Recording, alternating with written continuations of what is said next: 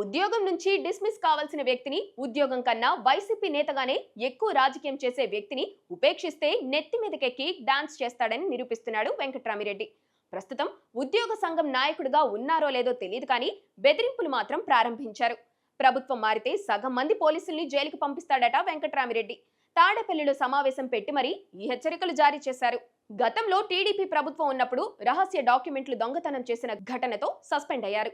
అదే అర్హతగా వైసీపీలో పలుకుబడి సాధించారు. తర్వాత వైసీపీ అధికారంలోకి వచ్చాక కోవట్టు రాజకీయ నాయకుడిగా అయిపోయారు. ఉద్యోగుల ప్రయోజనాలన్నింటినీ తాకట్టు పెట్టి వ్యక్తిగత ప్రయోజనాలు నెరవేర్చుకున్నారు. స్థానిక సంస్థ ఎన్నికల సమయంలో ఏకంగా ఎస్ఈసీనే ధిక్కరించారు. సాధారణ ఎన్నికల సమయంలో వైసీపీకి ప్రచారం చేసి దొరికిపోయారు. టీడీపీ ప్రభుత్వం ఏర్పడిన తర్వాత ఆయనను డిస్మిస్ చేయించేంత అభియోగాలు రెడీ అయిపోయాయి. కానీ చర్యలు మాత్రం తీసుకోవడం లేదు. ఏడాది అయిపోయింది, అయినా చర్యలు తీసుకోకపోవడంతో మళ్లీ ఉద్యోగ సంఘం పేరుతో ఆయన తెరపైకి వచ్చి ప్రభుత్వానికి పోలీసులకు హెచ్చరికలు జారీ చేస్తున్నారు.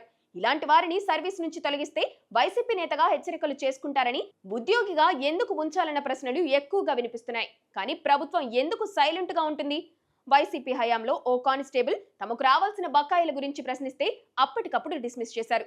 మరి ఈ వెంకట్రామిరెడ్డికి ఎందుకు ఈ మినహాయింపులు?